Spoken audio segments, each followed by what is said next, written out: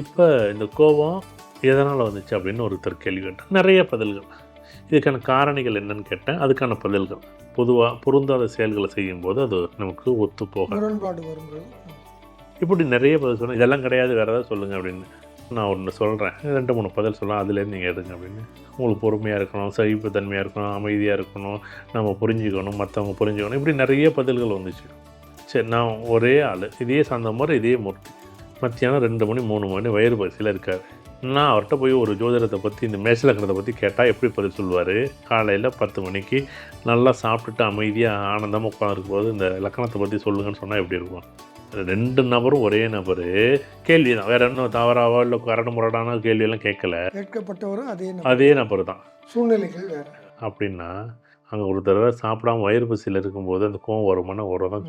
சாப்பிட்டுட்டு அமைதியாக உட்காந்துட்டு இருக்கார், ஒரு நல்ல நிம்மதியாக இருக்கிற இடத்துல உட்காந்துருக்கும்போது அவர் கேட்கும்போது இந்த கோவம் வருமானம் வராது.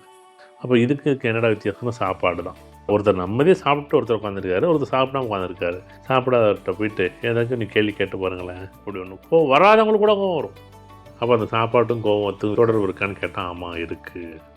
அப்போ இது ஜோதிடத்துக்குள்ளே இருக்கக்கூடிய வாழ்வியலை புரிந்து கொள்வதற்கும் உணர்வதற்கும் ஒரு கலை தான் இந்த வாழ்வியல் கலை.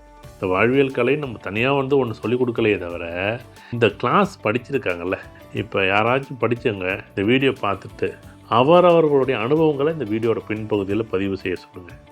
அப்போ தான் அது என்ன அப்படிங்கிறது முழுமையாக புரியும் அப்படிங்கிறத நான் சொல்கிறேன்.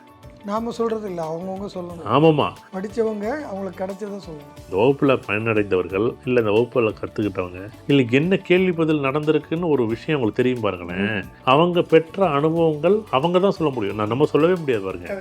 ஜோதிடம் நான் கணக்கு முறைகளை கற்றுக்கிட்டு இருக்கேன், நான் பலன்களை கற்றுக்கிட்டு இருக்கேன், இதெல்லாம் ஒரு பக்கம் ஆரம்பித்ததுலேருந்து முடிவு வரைக்கும் ஒரு வகையான நிலை. ஆனால் இந்த ஜோதிடத்தில், இந்த வாழ்வியலில் எனக்கு என்ன புரிதலையும் உணர்தலையும் கொடுத்துச்சு, இந்த கற்றல் அனுபவங்கள் இருக்குது.